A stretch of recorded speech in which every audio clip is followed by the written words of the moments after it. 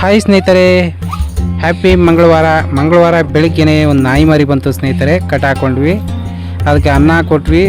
ಅದು ಹೊಟ್ಟೆ ಹಸ್ತಿತ್ತು ಅನಿಸುತ್ತೆ, ಹೊಟ್ಟೆ ತುಂಬ ತಿಂದ ತಕ್ಷಣ ಮತ್ತೆ ಹಗ್ಗ ಬಿಟ್ಬಿಟ್ವಿ ಹೋಗುತ್ತೇನೋ ಅಂತ. ಈಗ ಅದು ಹೋಗಲೇ ಇಲ್ಲ, ಅದು ನಮ್ಮನೇ ಸೇರಿಕೊಂತು.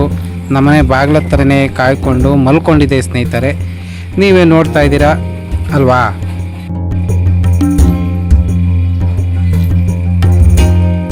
ಸ್ನೇಹಿತರೆ, ನಾಯಿಗಳಿಗೆ ನಿಯತ್ತು ಜಾಸ್ತಿ ಅಂತ ಜಸ್ಟ್ ತಾನಾಗೆ ಬಂತು, ಬಿಸ್ಕೆಟ್ ಕೊಟ್ವಿ, ತಿಂತು, ಇಷ್ಟ ಆಯಿತು, ಕಟ್ಟಾಕೊಂಡ್ವಿ, ಸಂತೋಷ ಆಯಿತು. ಆದರೆ ಇವಾಗ ನೋಡಿ, ಬಿಟ್ಬಿಟ್ಟಿದ್ದೀವಿ ಹಗ್ಗನ, ಆದರೂ ತೃಪ್ತಿಯಿಂದ ಮಲಗಿದೆ. ಕಟ್ಟಾಕೊಂಡ್ವಿ, ಬೇಡ ಅಂತ ಬಿಟ್ವಿ, ಸ್ವಲ್ಪ ಅನ್ನ ಹಾಕಿದ್ವಿ ಅಷ್ಟೇ, ಮತ್ತೆ ಹಗ್ಗ ಬಿಚ್ಚಿದ್ದೀವಿ. ಆದರೆ ಇದ್ದೀರಾ, ಅನ್ನ ತಿಂದ ಋಣಕ್ಕೋಸ್ಕರ ನಮ್ಮನೆ ಬಾಗಿಲನ್ನೇ ಕಾಯ್ತಾ ಇದೆ.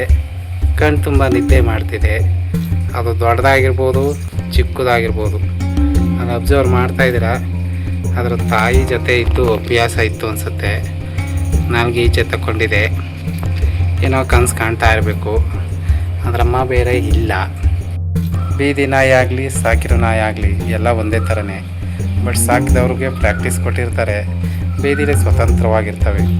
ಅದು ಹೆಂಗೆ ಅಂದರೆ, ಗೌರ್ಮೆಂಟ್ ಸ್ಕೂಲ್ನವರು ಎಲ್ಲ ಗೊತ್ತು, ಮರನೂ ಹತ್ತುತ್ತಾರೆ, ಬಾವಿಲಿ ಜಿಗಿತಾರೆ. ಅದೇ ಪ್ರೈವೇಟ್ ಸ್ಕೂಲ್ನವರು ಮರ ಹತ್ತಂದರೆ ಅಮ್ಮ ನನಗೆ ಬರಲ್ಲ ಅಂತಾರೆ, ಜಿಗಿ ಅಂದರೆ ನನಗೆ ಭಯ ಅಂತಾರೆ. ಹಾಗೆ ನಾವು ಬೀದಿ ನಾಯಿಗಳನ್ನು ಸಾಕಿದ್ರೆ ತುಂಬ ಶಾರ್ಪಾಗೂ ಇರುತ್ತೆ, ಚೆನ್ನಾಗೂ ಇರ್ತವೆ. ಅದಕ್ಕೆ ನಮ್ಮ ಮನೆಗೆ ಬಂದಿರತಕ್ಕಂಥ ಹೊಸ ನ್ಯೂ ಬೇಬಿ, ಅದು ಮಂಗಳವಾರನೇ. ಈಗ 2 ವಾರದಲ್ಲಿ ಮೇಕೆ ಮರಿದು ಹಾಕಿದೆ, ಅದು ಮಂಗಳವಾರನೇ ಹುಟ್ಟಿದ್ದು. ಈಗ ಮಂಗಳವಾರನೇ ಈ ನಾಯಿ ಮರಿ ಕೂಡ ಬಂದಿದೆ. ಬ್ಯೂಟಿಫುಲ್ಲಾಗಿ ಮುದ್ದಾಗಿದೆ ಸ್ನೇಹಿತರೆ. ಎಲ್ಲರೂ ಒಂದೊಂದು ನಾಯಿ ಮರಿ ಸಾಕಿಬಿಟ್ರೆ ಬೀದಿಲಿ ಒಂದು ನಾಯಿ ಮರಿ ಕೂಡ ಇರಲ್ಲ. ಕಚ್ಚೋ ಅವಶ್ಯಕತೆ ಇರಲ್ಲ, ಕಂಪ್ಲೇಂಟ್ ಮಾಡೋ ಅವಶ್ಯಕತೆ ಇರಲ್ಲ. ನಾಯಿಗಳನ್ನ ಬೋನ್ಗೆ ಹಾಕೋದು, ನೇಣು ಹಾಕೋದು, ಸಾಯಿಸೋದು, ಇವೆಲ್ಲ ಅವಶ್ಯಕತೆಗೆ ಇರಲ್ಲ.